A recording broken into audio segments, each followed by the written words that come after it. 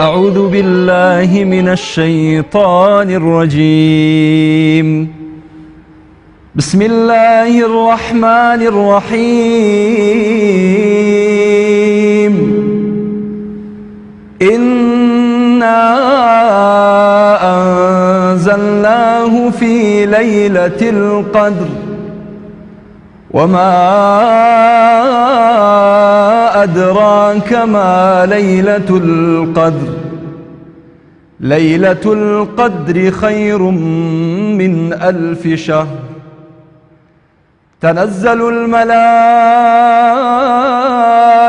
والروح فيها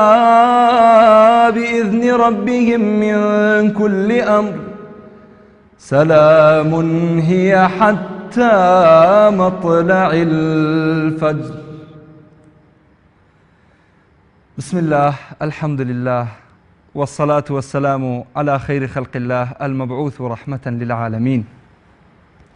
سلام و رحمەتی خواتان لێبێ بینەرە بەڕێز و خۆشەویستەکانی کەناڵی ئاسمانی پەیام. ئازیزان، خۆشەویستان، دایکان، باوکان، خوشکان، برایان، مسلمانانی زێدە خۆشەویست لە هەرکوێیەک بینەرمانن لەسەر جەم کوردستانی خۆشەویست، لە هەموو شارەکانی کوردستانی ئازیزمان، هەروەها لە دەرەوەی وڵات، لە هەندەران، لە شارەکانی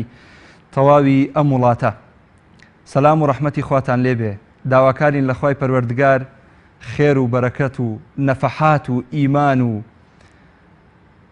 ئەو کارە خێرانەی کە ئێمە ئەم شەو ئەنجامی ئەدەین بگات بە ئاسمانەکان. خوای گەورە لێمان قبوڵکە. ئەم شەو بە ئیزنی خوای پەروەردگار لە خزمەتانە ئەبین. تەواوی ئەو ستافەی کە لەم بەرنامەیەدا بەشدارن داواکارن لە ئێوە نزای خێریان بۆ بکەن. ئەمانیش بە هەمان شێوە بە ماندوونەبوونیان، بە لێبڕاوەییان و بە ئامادەبوونیان لەم بەرنامەیە ئینشاءڵڵا لە خزمەتی ئێوەیە ئەبین بۆ زیندووکردنەوەی شەوەکانی قەدر، ئەم شەوە پیرۆزانەی کە لە دەشەوی کۆتایی مانگی ڕەمەزانی پیرۆزایە. خۆشەویستان، دیارە ئەم دەشەوە معلومی هەموو ئێوەی بەڕێزە، لە هەموو وتارەکانە، لە مزگەوتەکانە، لە شوێنە گشتەکانە، لە کەناڵە پیرۆزەکانە باس کراوە کە ئەم دەشەوە فەزڵ و پلەپایەیەکی هەیە کە لە هیچ کات و ساتێکا دووبارە نابێتەوە. بۆیە بۆ ئەوەی هەڵوێستەیەکی تەواو لەسەر خێر و تاعەت و عیبادەت و چاکە و چاکەکاریەکانە لەم شەوە تەواو هەڵوێستیان لەبەر بکەین و بوەستینەوە لە فەزڵ و خێر و بەرەکەتی ئەم شەوەدا لە خزمەتی زۆر خۆشەویست مامۆستا سەلاحەدین موحەممەد داین ئەم شەو لە کەناڵە خۆشەویستەکەتانەوە کەناڵی ئاسمانی پەیام بۆ ئەوەی بە تەواوەتی مامۆستا بۆمان شی بکاتەوە کە ئەم شەوە چەند فەزڵی زۆرە و چەند خێری گەورەیە و هەر کەسێک ئەحیای بکاتەوە، بە قورئان خوێندن بێ، بە شەو نوێژ بێ، بە تاعەت و عیبادەت بێ، بە گشتی بە دوعاکردن بێ، بە هەر چیەک بێ، ئەوە ئینشاءڵڵا خوای گەورە پاداشتی ئەداتەوە. ئەمەوێ ئاماژە بۆ بکەم کە لە دەشەوی کۆتایی ئەم مانگە پیرۆزەیە کە لەم شەوە ئینشاءڵڵا یەکەم ئەڵقەی ئەم بەرنامەیە بە ئیزنی خوا لەگەڵتانە ئەبین تا کۆتایی ئەم دەشەوە و داواکارین لە خوای پەروەردگار لێمان قبول بکا و ئینشاءڵڵا دەروی خێر بەسەر هەموو مسلمانانە بکاتەوە. مامۆستا گیان بەخێر بێی. زۆر سپاس دەکەم، دەستان خۆش بێت. یاخوا بەخێر بێ. زۆر سپاس دەکەین بۆ ئامادەبوونت لەم بەرنامەیە. زۆر سپاس. مامۆستا گیان، طبعاً سوورەتی قەدر لە قورئانی پیرۆزە من وەکو شخصی خۆم زۆر پێی ئاسوودەم، زۆر پێی مرتاحم، زۆر هەستەکەم سوورەتێکە لە دڵەوە نزیکە، سوورەتێکە فعلەن هەستەکەی قسە لەگەڵ ئەکا، هەستەکەی وڵامت ئەداتەوە، هەستەکەی خوای گەورە بۆ بەندەکانی ناردووە بە ئەندازەی ئەوەی کە داوایان لێ ئەکا تاعەت و عیبادەتێکی زۆر لەم شەوەیە ئەنجام بدەن کە خێرێکی نەبڕاوە و زۆر گەورە و بەپێز و پڕپێستی هەیە. چیمان پێ ئەڵەی ئەم شەو ئێمە چی بە بینەران ئەڵەی چی بە بینەرانی پەیام ئەڵەی کە لەم شەوەیە ئەنجامی بدەن و چی بە باش ئەزانی لە شەوی قەدرە ئەنجام بدرێت ئەمانەوێ ئەوەمان بۆشی بکەیتەوە ئینشاءالله دووبارە بەخێربی زۆر سپاس دەکەم خی گەورە سەلام بسم الله الرحمن الرحيم الحمد لله والصلاة والسلام على رسول الله محمد صلى الله تعالى عليه وسلم وعلى آله وأصحابه وأتباعه إلى يوم الدين سرتا دەستخۆشی لە بەڕێستەکەم بۆ وەها بەرنامەیەک و دوعای خێر بۆ ئەم کەناڵە بەڕێزەیەکەم کە لەم کات و ساتانەدا خزمەتی خەڵکی مسلمانی وڵاتەکەمان دەکەن و پەیامی قورئان و فەرمودەکانی پێغەمبەری خوا صلی الله علیه و سلم بەگوێی ئەو خەڵکە مسلمانە دەدەن بەڕاستی ئەمە کارێکی پیرۆزە خی گەورە لە ئێوە و لە ئێمەش قبوڵ بکات ئینشاءالله اللهم آمین تەمەن مامۆستای بەڕێز ئێمە وەکو بە شێوەیەکی گشتی خەڵکی مسلمانی کوردستانی خۆمان و باقی عالم لەم شەوانەدا دەمێنینەوە کە بریتە لە شەوانی لەیلەتول القەدر خی گەورە لە ساڵێکە یەک مانگی داناوە وەکو لێبوردنێکی گشتی بۆ هەموو کەسێک بۆ مسلمان کە زیاتر بەرەو پێشتر بڕوە بۆ کەسێک مسلمان یەک کەبیر بکاتەوە کە بەڕاستی خۆیەک هەیە دەبێت بیناسێت خی گەورە ئەم مانگی داناوە تا ئێمە لەم مانگەدا بە خۆمان بچینەوە لەوە گەورەتر شەوێکی داناوە کە بریتە لە شەوی لەیلەتول القەدر ئەم شەوە پێغەمبەری خوا صلی الله علیه و سلم لە چەندین فەرمودەدا ئاماژەی پێدا فەرمێت بۆ گەورەی ئەم شەوە کە ئێمە مسلمان بزانین بەڕاستی شەوێکی بەفەڕ و بەڕێزە خی گەورە لە قورئانەکەیدا یەک سوورەتی دابەزاندووە کە بەڕاستی ئەمە زۆر گەورەیە خی گەورە خۆی بەحسی ئەو گەورەی ئەو شەوە بکات ئیتر چ کەسێک هەیە لەوە زیاتر بەحسی بکات و بڵێ ئەو شەوە چ ڕێز و قورحرمەتێکی هەیە بۆی خی گەورە دەفەرمێ وکو جەنابەت بڵێن سوورەتەکەت خوێندەوە خی گەورە دەفەرمی ئینا ئەنزەلناه فی لەیلەتول القەدر ئێمە ناردوومانەتە خوارەوە لە شەوی لەیلەتول القەدرە قورئانمان ناردوتە خوارەوە کە دیارە پێغەمبەری خوا صلی الله علیه و سلم وەکو عائشە دایکی مانداران دەیگەڕێ دەفەرمێت پێغەمبەری خوا صلی الله علیه و سلم هەموو ساڵێک جوبریل خی گەورە دینار هەموو قورئانی پێدەورە کردووە لە مانگی ڕەمەزاندا بەڵام ئەو ساڵی کە لە دوای ئەوەی کە پێغەمبەری خوا صلی الله علیه و سلم وفاتی کرد کە کۆتا مانگی ڕەمەزان بوو خی گەورە لە ڕێگەی جوبریلە دوو جار قورئانی پێ دەور کردەوە واتە وەکو چۆن ڵێ خەتمکردنەوەیەک بۆیە سنەتی ئێمە مسلمانیش لە مانگی ڕەمەزاندا و لە شەوی لەیلەتول القەدر زیاتر قورئان بخوێنین بزانین ئایا خی گەورە چی ئەفەرمی ئەفەرمی ئینا ئەنزەلناهو ئێمە ناردوومانەتە خوارەوە کە دیارە ئینا بەمەعنا تەعزیمە واتە ئەوە نییە کۆمەڵێک ناردبێتی خی گەورە فەرمێ ئێمە حتا لە سنەتی ئینسانە وایە ئەڵەن کاتێکەیەکێ بۆ ئەڵە جەنابتان هاتن خۆ یەک نەفەریشە یان جەنابتان فڵان ئیشتان کرد خۆ لەوە چ یەک نەفەریش بێت بەڵام ئەمە لیانی تەعزیم و بە گەورە ڕاگرتن تەشریفتان هەیە بەڵێ ئەو حتا لە کورداواری خۆشمانە هەیە خی گەورە ئەفەرمێت ئێمە ناردوومانەتە خوارەوە قورئان لە چیا لە شەوی لەیلەتول القەدر ئینا ئەنزەلناه فی لەیلەتول القەدر ئەمە دیارە پێغەمبەری خوا صلی الله علیه و سلم کاتێک خی گەورە ئەمە دەفەرمێت تا ئەم دقەیە پێغەمبەری خوا صلی الله علیه و سلم نافەرمێ نازان لەیلەتول القەدر چییە ئەو شەوە کە خی گەورە قورئانی ناردۆتە خوارەوە ئەو شەوە چۆنە و بە چی شێوەیە خی گەورە ڕێزی لە ناوە سبحان الله بۆیە خی گەورە چیە فەرمێت زیاتر بە پێغەمبەری خوا صلی الله علیه و سلم دەناسێنێت و بە ئێمەش دیارە خیتاب بەرامبەر پێغەمبەری خوا صلی الله علیه و سلم و خیتابیشە بە ئومەتەکەیشی کە بزانن ئەو شەوە چ شەوێکە ئەفەرمێت إنا أنزلناه في ليلة القدر ليلة القدر خير من 1000 شهر أي محمد بزانا أو شوا كشوي قدرة وإن شاء الله يسدد شيء نسر بكلمة قدر بو قدر هاتوا أفرميت إنا أنزلناه في القدر إنا أنزلناه في ليلة القدر وما أدراك ما ليلة القدر إما نازوات سورة قبل إنا أنزلناه في ليلة القدر وما أدراك ما ليلة القدر أي محمد توانازاني أو شواتشية فضل بلو باي شش فضل أم جاء فرنسي خاي قرا فرنسي وما أدراك ما ليلة القدر ليلة القدر خير من 1000 شهر أي محمد بزانة أي مسلمان بزانن أو شهر يكسانا بتسن صال هشتاو سي صالو تقريبا 4 مانگا وەک پرسیاریان لە پێغەمبەر صلی الله علیه و سلم کردووە پێما بێ حەزرەتی عایشە لێی پرسیوە کە تەمەنی نازانم چیە ئەم پرسیاری کردووە تاکید نییە تەمەنی ئومەتی محەممەد چەند ساڵە ئەویش فەرمیەتی 6 ساڵە بۆ هەفتا زۆر 6 تا هەفتە ئەچێتە 100 ساڵ یعنی ئەگەر کەسێک ئەم شەوە ئەحیا بکاتەوە و ئەم شەوە دابنیشێ بە گوێرەی 83 ساڵە کە تەمەنێکی زۆرە بەڵێ ئینشاڵڵا هەرچی لەسەر ئەو بابەتانە بەڕاستی وردەکاریکی زۆری تایە سبحان الله بۆی خۆی گەورە ئەفەرمێت وما أدراك ما ليلة القدر ليلة القدر خير من 1000 شهر جوانە خێری هەزار مانگی هەیە کە کەسێک تیا بمێنێتەوە ئەمجا چی ڕوئەدا خی گەورە بۆ زیاتر بە گەورەدانانی ئەم شەوە کە زیاتر فەزڵ و ڕەحمەت و سۆزی خۆی بنێرەتە خوارەوە بۆکوێ بۆ مسلمانان بە تایبەتی بۆ ئەو کۆڕ و دانیشتنانی کە لە مزگەوتەکان ئاکرێت بە دەرەجە یەکەم کە خەڵک ئیستا لە مزگەوتایە کەس نەچۆ بەدای کەسە کەس لەبەر مەسەحەت نەڕۆشتووە کەس بە زۆر نەهاتوە هەمی بۆیسی خۆی هاتووە هەمی لە پێناوی خی گەورەدا هاتووە هەمی بە ڕەزامەندی ئەوە هاتووە کە خی گەورە لی خۆش یەک ئامانجە هەر هەمومان وەکو چۆن حەج هەر هەمی یەک جلی لەبەرایە هەر هەمی یەک هەدەفی هەیە هەر هەمی یەک هەڵوێستیشی هەیە مامۆستا پاکبوونەوە لە تاوان ئاسان نییە بە شەوێک تۆ خی گەورە ئەم فەزلت پێ ببەخشێ زۆر گەورەیە بە شەوێکە ئەم هەموو تاوانت لەسەر لاچ بێگومان بە تاکی زۆر گەورەیە بەی خی گەورە فەرمێت لەو شەوەدا کە خێری هەزار مانگێکی هەزار مانگی هەیە کە 84 ساڵ و 3 مانگە ئەفەرمێت تەنەزەل المەلائکەت خی گەورە مەلائکەی ڕەحمەتی خۆی دەبانێتە سەر زەوی يعني زۆر گەورەیە تەنانەت وەک باسەکەن ئەڵێن حەزرەتی جوبرائیلیش والروح فيها والروح فيها خی گەورە خۆی فەرمێت جوبریلیش دێتە خوارەوە کە دیارە جوبریل وەکو بەرەکەت ئیگنا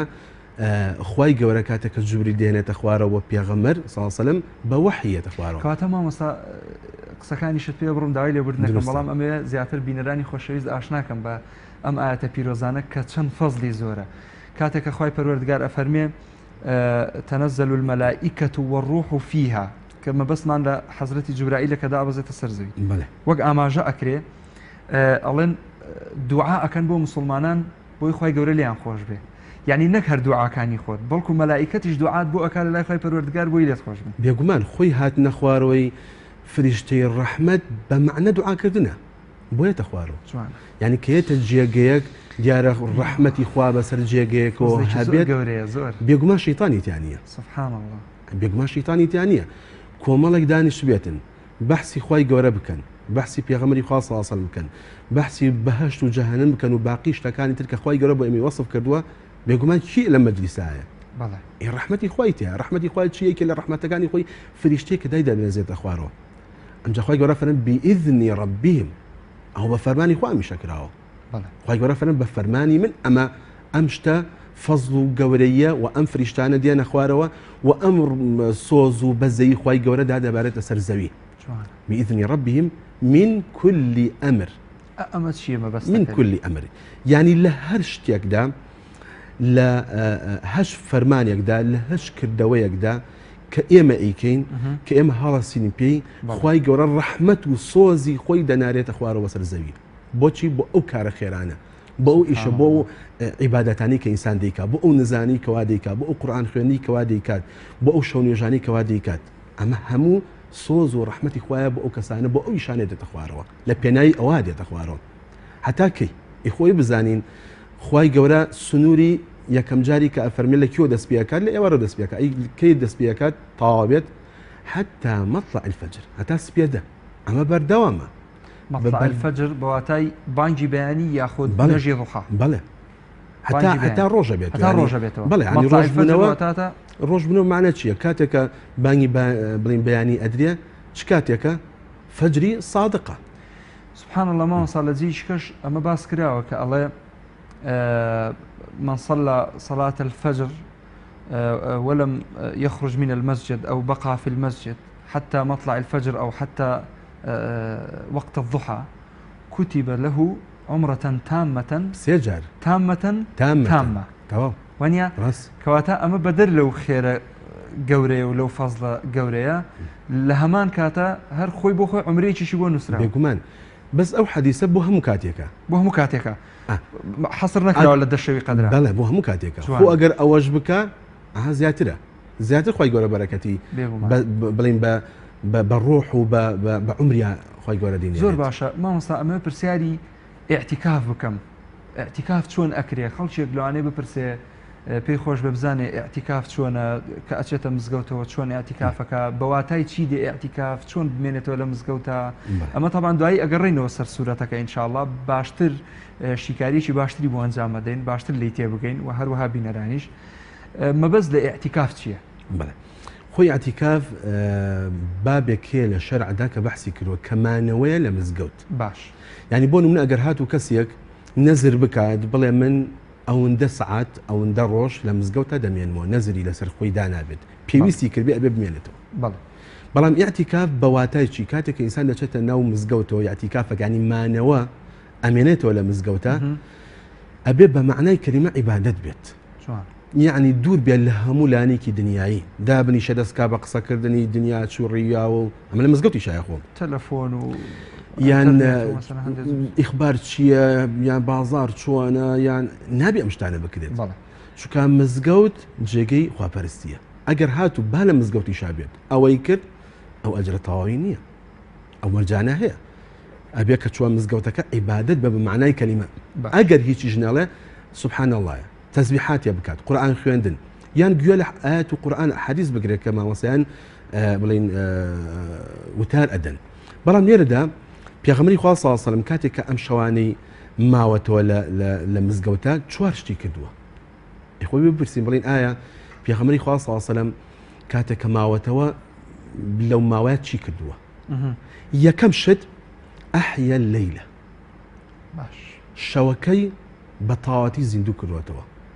یعنی دانیشتووە ماسا فەرمودەیەک هەیە باز لەوە ئەکا کە حەزرەتی عایشە وتێتی پێغەمبەر صلی الله علیه و سلم ئەوەندە وەستاوە بڵین بە پێوە ئەوەندە نوێژی کردووە ئەوەندە سوجودی بردووە هەتا وام زانیوە وەفاتی کردووە بەڵێ بەڵێ ئەوە لە زمنی شەوانی قەدرا بووە لە غیری قەدری شایە لە غیری قەدر تەمەن شەو نوێژ لەسەر پێغەمبەری خوا صلی الله علیه و سلم واجب بووە لە عینەن کاتە حەزرەتی عایشە پێی فەرمووە کە تۆ خوای گەورە لێت خۆش بووە بۆ ئاها خۆت ماندوو ئەەکەی بۆ ئەوەندە مەسەڵەن تاعات و عیبادەت ڕاستە ئەمەش هەر لە بابەتی معنەوە تەمەن ئەو حەدیثە چۆنە پێغەمبەری خوا صلی الله علیه و سلم کە شەو نوێژی لەسەر واجب بووە لەسەر خۆی شەو نوێژی کردووە ئەوەندە ماوەتەوە کە بەس توانای پێغەمبەری خوا صلی الله علیه و سلم بووە ئێمە ناتوانین بەو شێوەی کە پێغەمبەری خوا صلی الله علیه و سلم کردوێتی ئەگەر چی ئەبێت شەو نوێژمان هەبێت ئەوەندە ماوەتەوە بە پێوە قاچەکانی ئاوساوە عایشە دایکی مادان ڕزا ڕحمەتی خوا لێ فەرمیتی پێغەمبەری خوا خۆ تۆ لە خوای گەورە لە گوناهی گەورە بچووکی تۆ خۆش بووە سبحان الله فەرمی ئەی باشە نابێ شکرانی خوای گەورە بکەین لەسەر عەبدەن شەکوورا ئەیوانە ئەمە شکری خوای ئەوێ بێت بەڕاستی ئینسان سوپاسی خوای گەورە نەکات سوپاسی کەس ناکات من لەم نەشکری ناسە لەم نەشکری لا هەر کەس تەنانە شکری خەڵک نەکات لەو چاکەی کە بەرامبەری ئەکات شکری خواش ناکات چونکە خوای گەورە زۆر لەوە نیعمەتی تریشی زیاتر پێداوە جا بۆیە ئەمە خاڵی یەکەم کە باسمان کرد کە کانە پێغەمبەری خوا صلی الله علیه و سلم ئەحیا اللەیلە ئەو شەوە زیندوی کردووەتەوە یعنی ماوەتەوە تایە ماوەتەوە تایە بە معنای کەلیمە عیبادەتی تیا کردووە ئەمە یەکەم دووهەم ئەیقەضە ئەهلەه هەر خۆی ماوەتەوە ئەنی ئەگەر پرسێ باشە یەکێ پرسی باشە پێغەمبەری خوا صلی الله علیه و سلم خۆی ماوەتەوە نەخێر ئەیقەضە ئەهلەه خێزانەکانیشی ئەڵساندووە یعنی با ئێمەش کاتێک کە دەمێنینەوە بۆ نمونە ئەگەر نەتوانین بچین بۆ مزگەوت بۆ نمونە با بە خێزانیشمان بڵین با خێزانیشمان هەڵسن با مناڵەکانیش هەڵسن خۆگە بچین بۆ مزگەوت چاکترە یعنی پێغەمبەری خوا صلی الله علیه و سلم کاتێک کە ماوەتەوە بە تەنها نەبووە مامۆستا ئافرەتان واجبە بچن بۆ مزگەوت نە واجب نا سنەتە مستحەبە بەڵێ بۆی ئێمە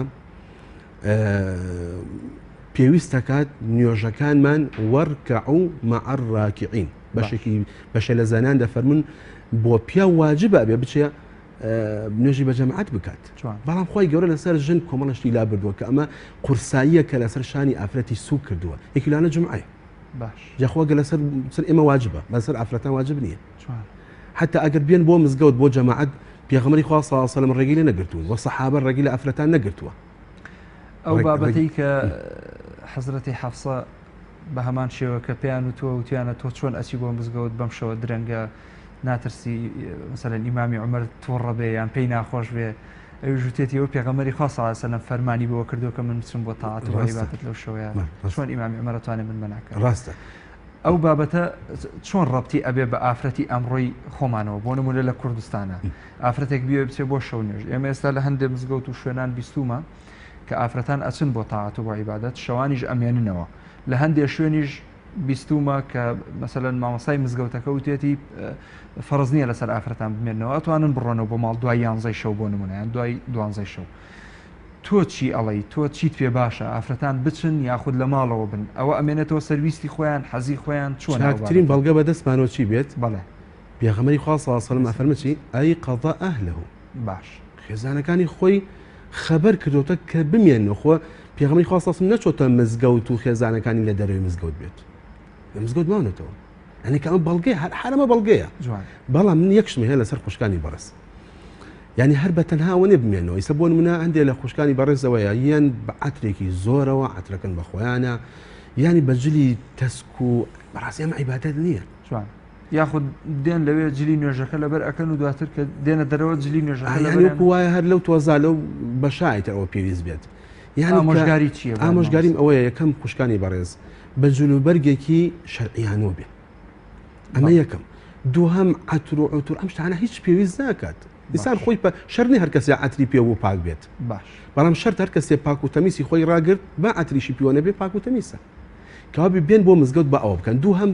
مناڵ دروستە بیهێنی بۆ مزگەوت بەڵام ئاگاداری مناڵی خۆشی بێت یعنی کاتێک کە مناڵەکەی هێنێ بۆ مزگەوت با لای خۆیان دایبێت نەبێ بمای سەرێشە بۆ ئەو جەمع و بۆ ئەو جەماعەتەوە بۆ ئەو نوێژکردنە و بێگومان ئەو خەڵکەی کە لە مزگەوتەکە ئەمجا لەگەڵ ئەوەشە تووڕەبوون بەڕاستی گوناح یعنی سە هەندێ ئافرەت هەیە پێی خۆشە بێ مناڵی بێنێ بۆ مزگەوت بلی تۆڕە نەبێت با بێت دا بێدانیشت پێغەمبەری خوا صلی الله علیه و سلم لەوە چێت هەمومان بیستومێتمان کاتێکە ئیمامەتی کرۆ بۆ سەحابە ئەفەرمەی گوێی لە مناڵێک بوو ئەگریە هەڵۆ مناڵەکە ورد بوو ینی لەوتە شیرە خوارە بوو بێت ئەمە لە کاتێکا کە جەماعەتە پێغەمبەری خوا صلی الله علیه و سلم چی کرد بێت وەکو لای ئێمە سەلامی دابێتەوە و کی ئەو مناڵی هێناوە بانی هێنێ بۆ مزگەوت نەخێر حەڕەک نوێژەکەی کورت کردوێتەوە بۆچی بۆ ئەوی لایانی شعوری ئەو دایکەی ڕاگرتووە بۆی ئەو مناڵە نەبێتە هۆی چڕاندنی نوێژەکەی دایکی نوێژەکەی کورت کردوێتەوە ڕێگەی نەکرد نەی فەرمووە جارێکتر مناڵ نهێنی بۆ مزگەوت یعنی سە هەندێک ئافرەتیان بەداخەوە لە ژنی تۆڕە بۆ لی تۆڕەبی یعنی بەڕاستی ئەگەر تۆڕەبوون بێت و ئەگەر وەڵا مناڵ یعنی مناڵ بەڕاست گەورە ینی گەورە ئیخۆ ئەبێ قسەیەکیش بکات با قسەیە بکات یعنی بەڕاستیم لێرە حەزەکەم خاڵی سەر ئەم بابەتە بکەم مەسیحیەتی عالەمی چیە کات مامۆستای بەڕێز پاپای ڤاتیکان تۆ سێری کە حەبە دەڕۆ پشتی مناڵەوەیە کاتێک کە سەری ساڵێتە پێشەوە یەت بابا نوئێل تەمان ئەو خۆیان باسیەکەن کۆمەڵێک دیاری ئەدا بەخشێت مانی بڵاوێک کات بە گەورە ئێڵێ ئەیا بە گەورە نەخ ئەیا بە مناڵ سۆزی مناڵ بەلای خۆیانەوە ڕائکێشە ئێمە بەداخەوە هەندێک خەڵکی هەم لە خوشکان هەم لە پیاوان حتا هەندێک لە مامۆستایانی ئانی بە شوێکی گشتینە یعنی وا لە مناڵەکەن کە بەڕاستی حەزی لە مزگەوت نەبێت نەخێر ئێمە ئەبێ باوەشکەین بە مناڵە بیهێنین بۆ مزگەوت بهێنینە لای خۆمان حتا لەسەر تاعات و عیبادەت و لەسەر ینی گەورەکان ببن بە نمونەیەک بۆ مناڵەکە یەکشت هەیە لێرەدا ناو کوردەواری خۆمانەوە بەناوبانگانی وا وتراوە ئەگەر حەدیثەکە زەعیفە بۆ نمونە وتراوە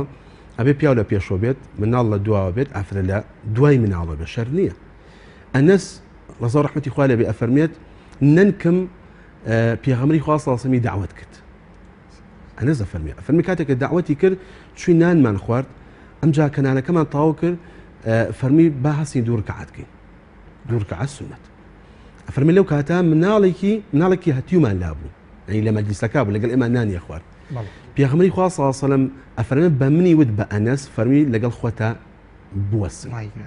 نەی فەرموو با بچێتە دوای ئەنەسەوە یخۆگە ئەگەر وا بواە مناڵ ئەبێ لە دوای پیاوی گەورەوە بێت زۆرەکەی لە مزگەوتەکان ئێمە مناڵەکە لە پێشی پێشەوە ئیگرێ لە پشتەمەلی نابێت زۆر گوناحە بەڕاستی یعنی نەی فەرموو با لە دوای تۆ بێ فەرمی لەگەڵ خۆتە ڕای بگرە کابێ ئەمە بەڵگەیە کە دروستە مناڵ لە پێش لای خۆمانەوە بێت بەڵام مناڵێکیش کە پاک و تەمیسی خۆی ڕابگرێت ئەوەشمان هەیە بابینە سەر خاڵی سێ مامۆستا خاڵی سێم ئەوەیە شەدە میئزەرەه واتە یعنی خۆی گورجە کردەوە تونوتۆڵ کردێتەوە خۆی تونوتۆڵە کردەوە ئیسە بۆ نمونە کەسێک کە ئەچێم بۆ شوێنێک بۆ سەفەرێک چیەکە هەر بەجلێکی ئەتیادی وەڕی خۆی بۆ ئامادە ئەکات خۆی بۆ تونەکات یعنی خۆ ئامادەکردنیە بۆ کارێکی پێویست کە ئەویش بریتە لە مانەوەی شەوی لەیلەتول قەدر یعنی پێغەمبەری خوا صلی الله علیه و سلم خۆی بۆ ئامادە کرد کە ئەم شەوە ئەوەندە گەورەیە ئەوەندە گرنگە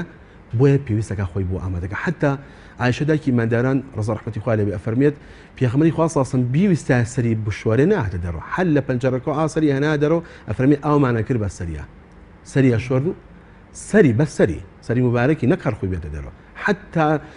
نەهاتە دەرەوە بۆ سەر شۆردنیش لەو دەشەوە خۆی دوورە خست لە خێزان ینی لە سەرجێگەی ئەنی ئەو دەشەوە بە معنای کەلیمە زیندویە کردەوە ئەمایەوە لە مزگەوت بە معنای کەلیمە ینی عیبادەتیە کرد سەحابەشی فێر کردووە و ئەمە خاڵی سێ هەمان خاڵی چوار هەمان پێغەمبەری خوا صلی الله علیه و سلم لە مزگەوتا کردوێتی ئەخەر کەسێک بڵێ ئەری دروستە ئێمە لە ماڵا بیکەین بەڵێ دروستە ئەگەر بۆ کەسێ توانای نەبێت شتێک بێتە پێشەوە نەتوانێ بڕوات بەڵام کامیان چاکە پێغەمبەری خوا صلی الله علیه و سلم لە مزگەوت ئەعتیکافی لەیلەتول قەدری کردووە لە مزگەوتە ماوەتەوە کەوا بێ سونەتە ئێمە لە مزگەوتا بمێنینەوە نەک لە شوێنی تر بە شتێکەوە بتوانین جا بۆیە ئیمامی زوهری کێکێک لە ئیمانە بڵین پێشەوا بەڕێزەکانی کێک لە زانە گەورەکان ئەفەرمێت من عەجایبم دێت لە کەسیەتی موسڵمان کاتێک کە شەوی لەیلەتول قەدری تەرک کردووە وە پێغەمبەری خوا صلی الله علیه و سلم حتا وەفاتی کرد شەوای لەیلەتول قەدر ماوەتەوە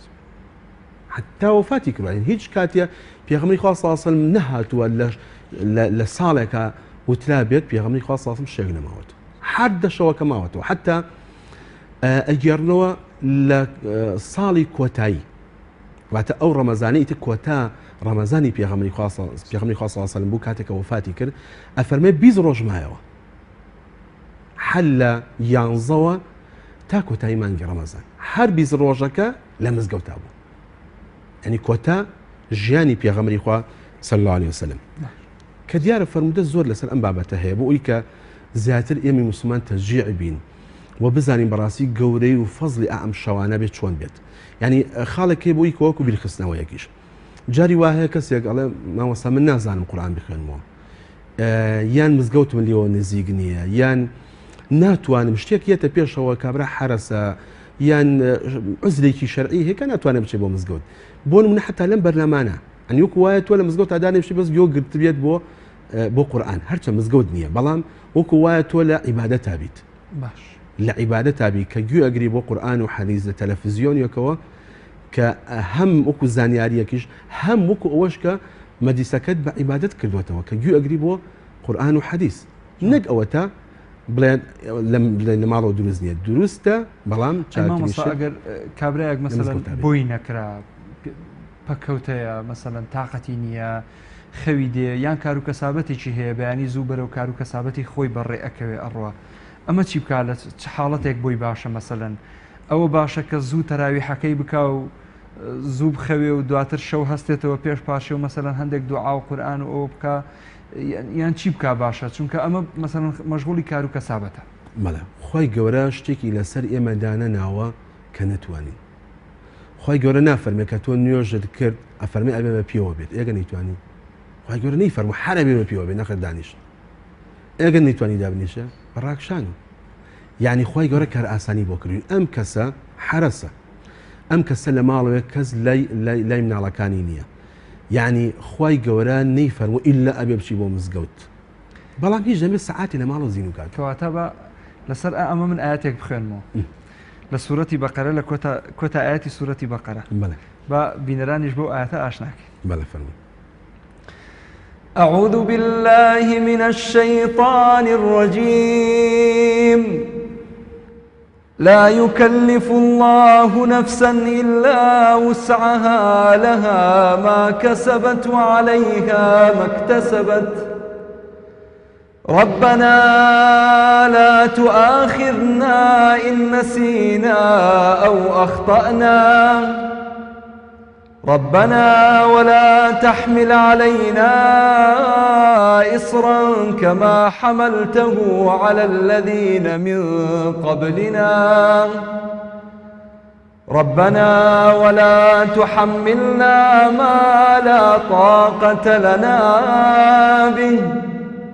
واعف عنا واغفر لنا وارحمنا أنت مولانا فانصرنا على القوم الكافرين. دەست خۆش بیاخۆ خوا سەلامەت ڕێک جوابی ئەو پرسیارەیە کە خوای گەورە تەکلیفی لەسەر ئێمە دانە ناوە کە نتوانین. ڕاستی ئەمە ڕەحمێکی خوای گەورەیە. خوای گەورە ڕەحمێکی بە ئێمە بەخشیوە کە لە توانای خۆمان نابێت، بەڵام ئەو توانایش کاتێککە ئێمە ئەتوانین بتوانین شتێکیش لە ژیانی خۆمان بکەین. بۆ نمونە ئەو کەسە سەعاتێک بمێنێتەوە، باش سەعاتێک کاتێککە ئەو کەسە بتوانێت بمێنێتەوە شتێکی لە ژیانی خۆیان یانی هین ناکات. دەربارەی من پرسیارێکم هەبوو بەلەفەم سەبارەت بە دوعایەک کە لەم شەوەیە زۆر پیرۆزە. نازانم جەنابەت حەز لێ بۆ ئاماژە بەچی بکەیت. دوعایەک هەیە کە زۆر دووبارە ئەکرێتەوە، مامۆستایان زۆر تاکیدی لەسەر ئەکەنەوە. ئەو دوعایە بریتە لە اللهم إنك عفو كريم. نازام كريمونی تایان نه ئەوەی خۆمان بۆی زیاد خۆمان بۆی زەرەری نییە. دروستەقینە زۆر باشە. اللهم إنك عفو كريم تحب العفو فاعف عنا. ئەمە مامۆ بکە بە کوردی بۆ بینەران طبعا بە ئەندازەوەی کە خۆی عایشە دایکی ماداران ڕزا ڕەحمەتی خوای لەبێت کاتێککە بە پێغەمبەری خوا ساسم دەفەرمێت ئەفەرمێ ئەی پێغەمبەری خوا کاتێککە چوینە شەوانی لەیلەتول قەدر و هەموو شتێک دوعایەکی هەیە چی بڵین؟ یعنی شتێک کە ببێتە ئاسوودەی دڵ و دەروونمان و بێتە ئەجر و پاداشتێکمان چی بڵێن ئەی پێغەمبەری خوا؟ پێغەمبەری خوا ساسم فەرمی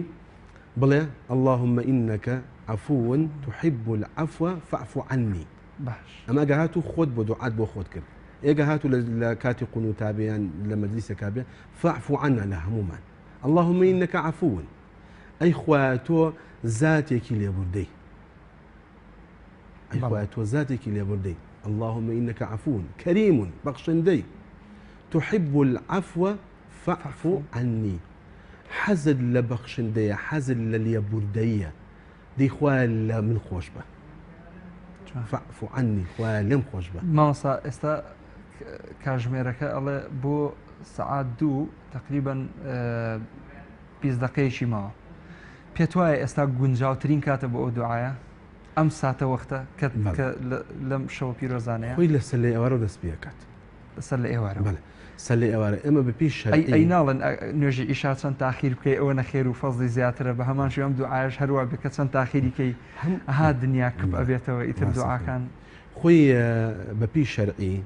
عالەمی جیا لەگەڵ شەرعیە عالەمی لە 12 ئەبێ بە سبەینێ بەپی شەرعی خۆمان لە مەغریبەوە لە بانگی مەغریبەوە ئەبێ بە سبەینێ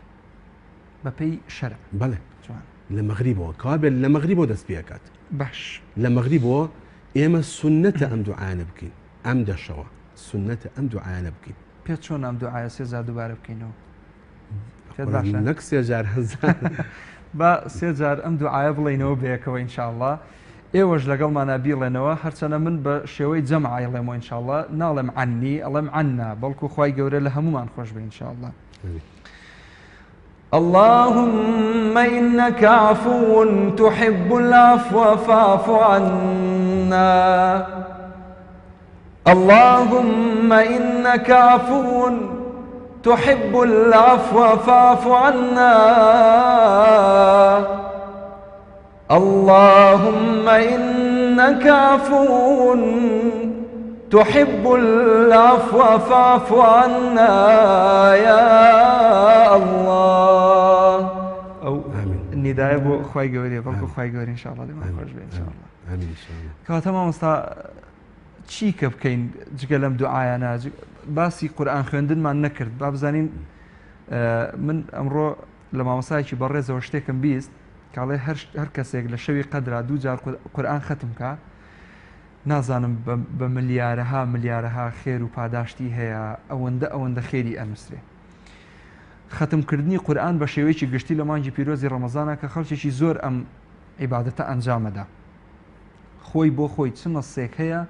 دەربارەی ختمکردنی قورئان نەسێکی شەرعی کە باز لە فەزڵ و پلەپایی ختمی قورئان بکە ئەگەر ئێمە بینە سەر قورئان خوێندن لە مانگی ڕەمەزاندا خوای گەورە خۆی دەفەرمێ ئێمە قورئانمان ناردوتە خوارەوە لە مانگی ڕەمەزاندا لە شەوی قەدر ئەمە بەڵگەیەکە لەسەرەوە باش بەڵام وەکو تەحدید بوترێ ئەوەندە بخوێنرێت ئەوەندە نەخوێنرێت وەکو تەحدید شتێکی وا لەسەر نەهاتووە باش بەڵام لە چ کاتێکا زیاتر ئەجر و پاداشی زیاترە کە عیبادەتە کە ئەتیکافە قورئان یەکێ لەو شتانە قورئانە باش یعنی کە دابنیشین قورئان بخوێنین چکە بۆچی پێغەمبەری خوا صلی الله علیه و سلم دەفەرمێت هەر کەسێ ئەلیف لام میم بخوێنێت ئەفەرمێت ئەوە بە هەموو حرفێکی ئەجر و پاداشێکی بۆ ئەنووسێت کە دە ئەجر و پاداشتە ئەفەرمێ من ناڵێم ئەلیف لام میم بە تەنها هەرسێکیان هەرسێ پیتەکە هەرسێ پیتەکە دە ئەجری لەسەر بێ ئەفەرمێ ئەلیف لام میم ئەبێ بە سێدان کەوا بێت تۆ کەڵی ئەلیف لام میم سی ئەجری بۆ نووسێ کەوا بە یەکێ لەو شتانی کە بریتە لە عیبادەت لە مانگی ڕەمەزاندا و لە شەوی قەدردا بریتە لە قورئان ئێتە ئایا قورئان لە کاتی نوێژا بیخوێنی یان لە غیری نوێژا بیخوێنی مامۆستا هەر کەسێک ختمی قورئان بکە لە ضمنی ختمی قورئانەکەیە لە نوێژا بیخوێنێ بە هەمان شێوە حسێبە بۆ یان ئەوە شتێکە و ئەم شتێکی ترە هەر عینی شتە هەر حسێبە ئەو ختمار حسێبە بەڵێ مادەم گوێی بۆ ئەگری مادەم ئەی خوێنیتەوە کابرا نازانێ بیخوێنێتەوە مامۆستا هەیە قورئانی زۆر لەبەر نییە لە نوێژکردنا ئەتوانێت قورئان بەدەستێەوە بگرێ ئەمە لە حاڵەتی ضروریا دروستە بۆ نمونە ئیمام سوورەتەکەی لەبەر نیە دروستە بیگری بێدەستەوە بەڵام بەڵێ بەڵام لە کاتێکدا کە لە پشتی من و نوێژەکاتیش پێویست ناکات جوانە ئەبی گوێگرێ بۆ من حتا بەشە لە زەنان ئەفەرمون کاتێک کە بۆن منە لە نوێژی عیشا منیش مەبەستم ئیمام بوو بەڵێ نوێژی مەغریب کە بەدەنگی بەرز ئەخوێنێت یان خۆی بۆ خۆی بۆ نمونە کابرا حەز ئەکا لە نوێژەکەیە مەسەلەن یان خوشتێک یان برایەک پێویست ناکات مەبەستم مامۆستا حەز ئەکا بۆ نمونە لە دوو ڕکاتی سونەتە زیاد بە پێوە بوەستێ ئەمەی کە زیاد بە پێوە بوەستێ بە سوورەتی ئیخلاس و بە سوورەتی فەلەق و بە سوورەتی ناز ئەم سوورەتە بچووکانە بۆی هێرەمانەی لەبەر بێ ئەو ئەوێ مەسەلەن زیاد لە نیو سەعات بوەستێتە پێوە کە قورئانیشی زۆر لەبەر نییە لەو حاڵەتە ئەتوانە قورئانەکە بەڵام قسەکەمان لەسەر چییە کە من ئیمامەتیەکەم ئەو کەسی کە لە پشتی منوەیە پێویست ناکە قورئان بگرێ بەدەستیەوە فقط گوێگرە بۆ من باش یعنی پێغەمبەری خوا صلی الله علیه و سلم کاتێک خوای گەورە ئەفەرمێ کاتێک کە قورئان خوێنرا فاستمعوا وانصتوا گوێگرن و بێدەنگ بن وە بەشێک لە زەنان ئەفەرمون لە نوێژی مەغریب و عیشا و بەیانیانە یەکەم ڕکعات و دووەم ڕکعات من بەدەنگی بەرز فاتحە ئەخوێنم سوورەتی دوای فاتحە ئەو کەسی کە لە دوای منەوە نوێژ ئەکا و اقتیدای بە من کردووە بێدەنگ بێ هەیشتە نەخوێنێت باز گوێگرێ بۆ من ئەمە نوێژە ئەی باشە نوێژ واجبە کە فاتحە بێت یا بخوێنرێت بەڵام لێرە دروستە ئەو کەسی کە لە دوای من نوێژەکە بەس گوێگرێ کابێ پێویست ناکە قورئان بگری بەدەستەوە بەڵام بۆ کەسێک کە بە تەنها بێت حەزەکە قورئان زیاتر بخوێنێت کێشێکی تیانە ئیمام حەزەکە زیاتر بخوێنێت کێشێکی تیانە ینی نەهی لەسەر ئەمە نەهاتووە نەهی لەسەر نهاتوە بفەرمێت دروست نییە دروستە و کێشێکی تیانە بینە سەر بابەتی شەوای لەیلة القەدر باش نییە باش من خەیاڵم ڕۆیشت بۆ ئەمەش هەر لە بابەتێکە بۆ نوێژکردنەکە و بۆ قورئان خوێندنەکە کە بتوانی مەسەلەن لە دوو ڕکاتە زۆرترین کات بوەستیتە پێوە زۆرترین خشوع و خضوعی تێدا ئەنجام بدرێت بەس ئەو خەڵک کە نوێژ باسی کرد نوێژ پێم وایە بە خشوعەوە واتە باشە با من پرسیارێتر بکەم لە چه حاڵەتێکە خشوع دروستە بێ لە نوێژە خشوع یەکێ لەو شتانی کە پێغەمبەری خوا صلی الله علیه و سلم دەفەرمێ خوای گەورە هەڵیەگرێ لە عەلامەتی ئاخر زەمانە بریتە لە خشوع نییە سەحابەی هاتە خزمەتی پێغەمبەری خوا صلی الله علیه و سلم فەرمووی پێغەمبەری خوا کە نوێژەکەم نازانم چی ئەڵێم نازانم چۆن نوێژەکەم خەیاڵم ئەڕا بە هەموو شێوەیە لێم تێکە چییە نازانم چی وتووە سەحابە بووە پێغەمبەری خوا صلی الله علیه و سلم نافەرمێ تووەکە و کێ نوێژە فەرمی ئەمە بخوێنە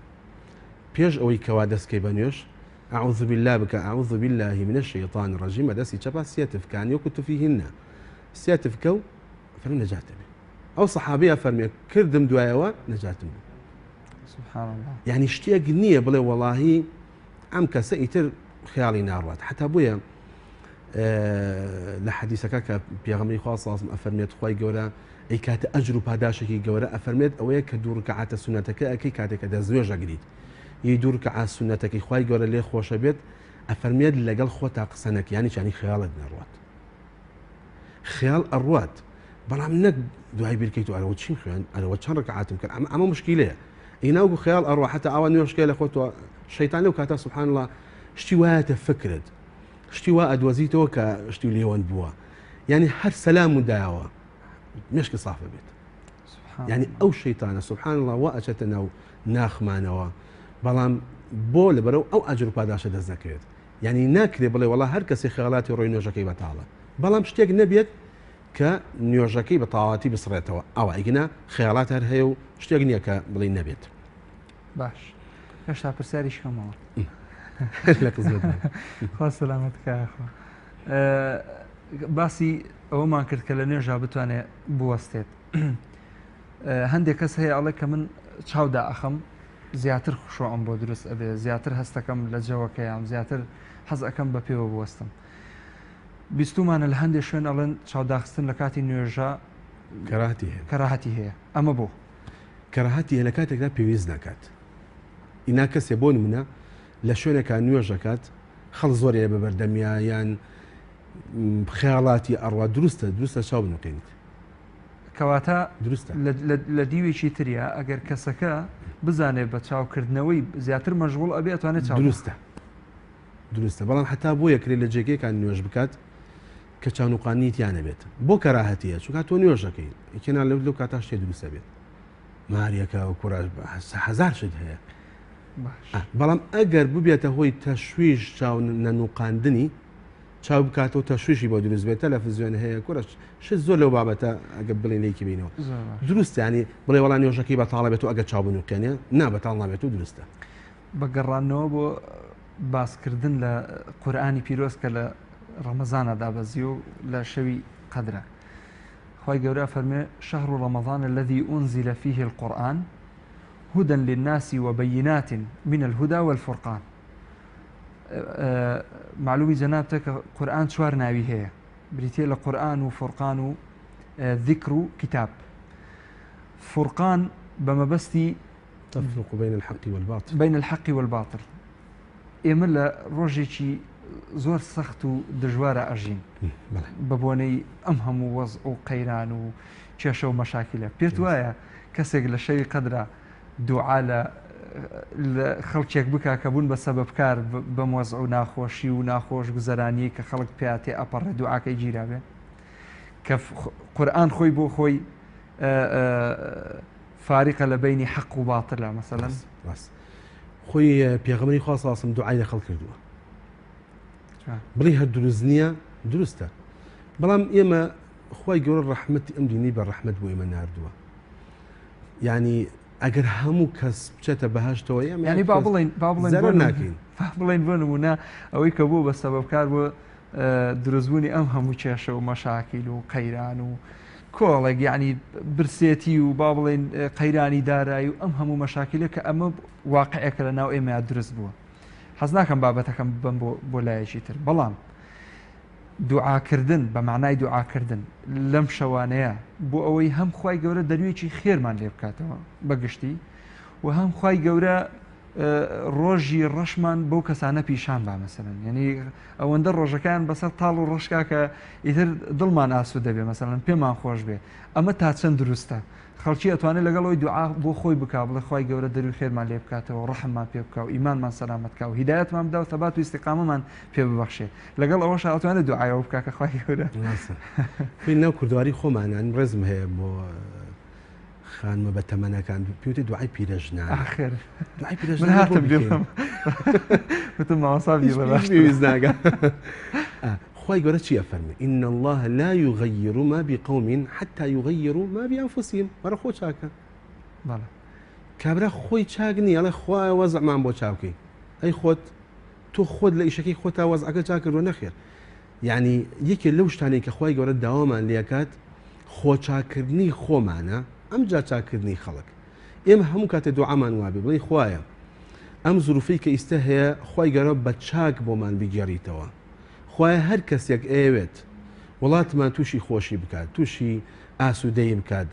تووشی ئەوە بکات کە خێری دنیا و قیامەتمان بۆ بێنێ خوای ئەم کەسانە وڵاتمان نازۆر بکات ئەمە دوعایەکی زۆر چاکە خوایە ئەگەر هەر کەسێکیش موسەبیبە لەما ڕێگرە خوای هیدایەتی بە خوایە جێگەی هیدایەت نییە خوایە کۆڵی کەیتۆ لە وڵاتمان مامۆستا کاتمان بە حکمەوەی کەمەوە من پرسیارێکمەوە دوای پرسیارەکان ئەچمە سەر بابەتی دوعاکردنەکە کە ئەبێ هەندێک دوعامان بۆ بکەیت حکمت چییە لەوەی کە خوای گەورە لەم ئاەتە پیرۆزەیە شەوی قەدری دیاری نەکردووە تەنها لە فەرمودەکانە دیاری کراوە کە دەشەوی کۆتایی مانگی پیرۆزی ڕەمەزانە بە کورتی وەڵام بەرەوە بۆی کاتی دوعاکردنەکەمان ئینشاءڵڵا. پێغەمبەری خوا صلی الله علیه و سلم کاتێکە لە ماڵ هاتە مزگەوت ئەفەرمێت ویستی خۆی گەورە پێی ڕاگەیاندبوو کە ئەو شەوە چه شەوێکە. سبحان الله ئەفەرمێت کە هاتە ناو مزگەوت چەند سەحابەیە دانیشتە بوون دەمەقاڵەیەکی شەخسی کەوتە بینی دوانەوە. لەو کاتا پێغەمبەری خوا صلی الله علیه و سلم هاو بەسەر دەمەقاڵەیەکا بەسەر دەمەدەمەکە. پێغەمبەری خوا صلی الله علیه و سلم فەرمی خۆی گەورە پێی ڕاگەیاندم کە شەوی لەیلەتول قەدر چه شەوێکە، بەڵام خوا لە بیری بردمەوە نەک لە بیرم چووەوە. ئەوە ئەمە دوو شتی جیاوازە، نەک لە بیرم چووە، خوا لە بیری بردمەوە بۆ هی دەمەقاڵی و دەمەدەمی ئەو دوو نەفەرەوە. بەڵام پێتان ئەڵێم لەوە ئەچێت بەم شێوەیە بێ، ئەوە تەسەوڕەکەم کە ئاوا بێ. فەرمی یان 25 یان 27 یان 29. بەڵام مامۆستا ئێستا ئەگەر 25 بێ و 27 بێ 29 بێ ئەگەر گریمان ڕەمەزان سی بوو خۆ ئەمان ئەم تاکانە بێ بەجووت مەسەلەن ڕاستە وانە ینی 27 ئەو کاتا بێ بە 28 29کەمان ئەبێ بە سی بێگومان ئەو کاتە چۆن بتوانین ئەمە لە یەک جیاتی عادیکەوەی پێغەمبەری خوا صلی الله علیه و سلم چی کردووە هەر دەشەوەکە نەماوەتەوە کەواتە ئەسڵ وایە دەشەوەکە بمێنیتەوە. ئێمەش بەڵێ نەدەین ئینشاءالله بە بینەرانی خۆشەویستمان کە ئەم دەشەوە لە خزمەتیان نابین. پێم باشە هەندێک دوعامان بۆ بکەی ئینشاءالله و بینەرانی بەڕێزیش ئاشنا بکەی بۆ دوعایانە و ئینشاءالله. الحمد لله رب العالمين والصلاة والسلام على رسول الله أجمعين. خوايا داواكي ما ناوى جوانكاني خوت، خوايا بأسماء وصفات خوت، خوايا بعظمته ذو الجلال خوت داواكين، خوايا رحم وصوز ومهرباني خوت بهنا مثلا الله كمان دا خوايا وكساني كي يسلم مزقوتكي لمالكي تودا كوبونتوا